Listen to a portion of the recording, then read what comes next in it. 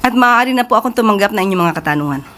We begin with Chloe Hofana, Business World. Good afternoon po, Yusek. Is President Marcos supportive of the Finance Department's proposal to impose a new tax on online gaming operators, given concerns that such a measure could discourage investments in the sector or push some operators underground? How is the President weighing the potential revenue gains against the possible impact on industry growth and employment? Ang proposal po na ito ng DOF na magkaroon po ng tax para po marestriktuhan ang mga online gaming ay para naman po ito sa ikabubuti ng pamilyang Pilipino. Batid po ng Pangulo na maaari mangyari sa mga gumon sa sugal at hindi niya naman po tututulan basta po mayroon pong sapat na pag-aaral para po ang tungkol sa buwis na ipapataw man. Pero paiigtingin pa po, maliban po dito sa mga online gaming sites na license or lehitimo naman, paiigtingin po lalo ang paglaban sa mga illegitimate o yung mga yung hindi tama or hindi rehistradong mga online gaming sites. Follow-up lang po from Sir Dexter of Inquirer. What is President Marcos's position about online gambling, with lawmakers filing bills to either outright ban or impose tighter regulations on online gambling operators and e-wallets, and acknowledging that Filipinos get addicted to online gambling regardless if they are playing on legal or illegal apps or websites? Yun nga po, kagaya ng ating sinabi, ang Pangulo po ay nakikinig kung ano nangyayari sa ating mga kababayan at kung ano man po ang bill na ipapasa nila, ito'y pag-aaralan mabuti, kung ito'y makakabuti sa ating ekonomiya and at the same time makakabuti para sa taong bayan. Last po from Sir Dexter. How will the Marcos administration address the issue of online gambling in a health perspective, given addiction is a public health problem? Muli, katulad din sinabi natin, gusto natin limitahan ang itong klaseng mga pagsusugal at mabawasan ang mga gumon sa sugal. At ito po ay para sa taong bayan at ang lahat ng pwedeng suggestion at maaaring batas para ito ay masawata, hindi naman po yan tututulan ng ating Pangulo. Ivan Mayrina, GMA Integrated News. Yusek, si Senator Zubiri naghain po ng Anti-Online Gambling Act para sa total ban ng lahat ng uri ng online gambling, at nananawagan siya sa Pangulo na maglabas ng malinaw na pahayag na posisyon tungkol dito. Ito ho ba'y inaasahan nating matatalakay ng Pangulo sa kanyang nalalapit na SONA? Tama po bang sabihin that the President is taking a closer look at online gambling in the middle of all these proposals? Opo, pero hindi po natin masasabi kung ito po ay makakasama sa SONA. Wala pa po akong detalye kung ano po ang sasabihin at ipapahayag ng ating Pangulo sa SONA. At ito naman pong mga suggestions po na ito ay makakarating sa ating Pangulo. Salamat. Leth Narciso, DZRH. Good afternoon, Yusek. Inanunsyo po ng PHAPI na hindi muna sila tatanggap ng guarantee letters mula sa gobyerno. Nasa 530 million pa daw po kasi yung hindi nababayarang claims. Ano pong masasabi ng Malacanang dito? Opo, nakausap po natin mismo ang pamunuan ng DOH at sinasabi nila na 39 hospitals lamang po sa Batangas ang nagkakaroon ngayon ng usapin patungkol sa di umanong pagbabayad ng mabilisan ng mga amount base sa guarantee letters. Dahil ito po daw ay wala pang kaukulang mga dokumentong na isusumite.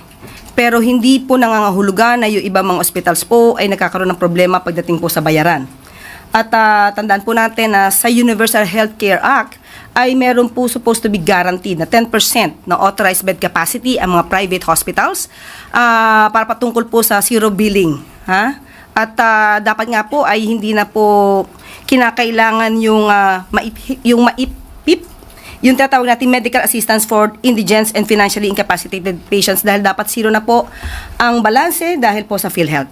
At kung mas kakailanganin po ng ating mga kababayan na sila ay at malapit sila sa mga DOH hospitals, hindi po kailangan ng GL doon or guarantee letters. So marami po tayo, meron po tayong mga listahan po dito ng mga DOH hospitals na hindi po kailangan ng guarantee letters from any politicians. Dahil po kapag ka po DOH hospitals, ang social worker po mismo ang tumitingin kung sila qualified at hindi naman po politiko. So, ang ilan po dito na aking mababanggit, marami po kasi ay Philippine Medical Center, Lung Center of the Philippines, NKTI, Philippine Health Center, East Avenue Medical Center, Amang Rodriguez Memorial Medical Center, at marami pa pong iba. Mamaya ibibigay ko po sa inyo kung kayo po ay nangangailangan ng kopya ng DOH hospitals. May plano po ba ang Pangulo na kausapin ang mga opisyal ng DOH para pagpaliwanagan o linawin itong bagay na ito kasi may pangako po siya na tutugunan yung mga basic na pangailangan ng taong bayan. Bagamat private hospital po yung pinag-uusapan, programa pa rin po ito ng gobyerno. Yes, opo. Meron naman po kasi MOA ang DOH with the private hospitals. At sabi nga po natin, hindi naman po nagkakaproblema ang gobyerno patungkol po sa pagbabayad ng mga bills po ng ating mga kababayan na covered po ng guarantee letters. Dito lamang po sa 39 hospitals na kinakailangan po ng DOH yung ibang mga dokumento para po sila mabayaran. So, dun po sa maniningil ng mga hospitals, kumpletuhin lang po yun yung mga dokumento dahil po ang DOH, ang sinasabi sa atin, ay may sapat na pondo. Evelyn Quiroz, Filipino Mirror. Hello. Good afternoon, Yusek. Yusek, may identities na po yung mga policemen involved at saka yung alleged politicians doon po sa mga missing sa Bongeros. Nakausap natin ang isang kinatawan sa DOJ at sinabi po nila na hanggang sa ngayon po ay pinag-aaralan at hindi muna po nila i-reveal ito dahil patuloy po ang kanilang pagsasagawa ng investigasyon.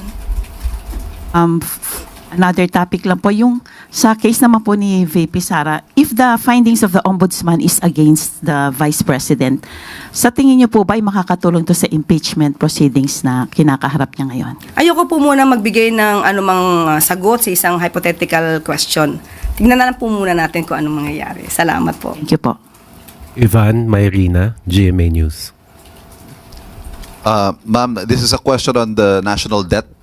Dalawang bahagi po yung tanong. As of end March 2025, nasa close to 17 trillion na pong utang ng bansa. Ito ay 62% ng debt to GDP ratio.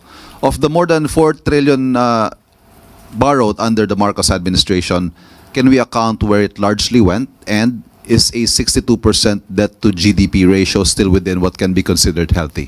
Ito po ay ginamit sa mga growth-enhancing investments tulad ng infrastructure, education, agriculture, health, at social services.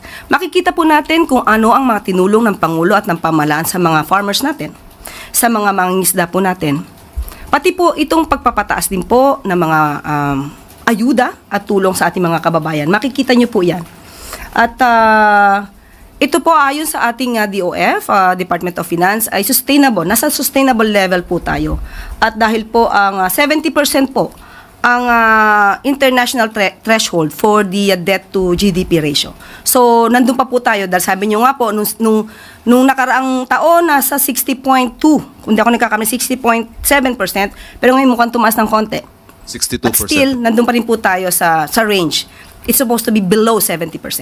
And can you tell us kung ano pong targets in the next 3 years of the administration? Kasi po, sa unang SONA ng Pangulo, if I may point it out, a target po na ibaba sa 60% or below ang debt to GDP ratio. Sa ganyang katanungan, tatanungin po muli natin ang DOF at yung ating economic team patungkol po dyan para mas detalyado ang aking maiulat sa inyo. Thank you. Last question, Maricar Sargan, Brigada. Good afternoon po, Yusek. May panukala po si Senator Cheese Escudero na ipawalang bisa yung bank secrecy law para ho sa mga government officials and employees para daw po maiwasan yung pagtatago ng mga ill-gotten wealth. Si Pangulong Marcos po ba willing na suportahan yung panukalang ito? And if ever na maging batas, bukas din po ba siyang buksan yung kanyang bank records? Ang Pangulo po ay sang-ayon po at dapat lamang po nating ipatupad itong accountability and transparency sa gobyerno. So, hindi po tayo magkakaroon ng negatibong sagot mula sa Pangulo.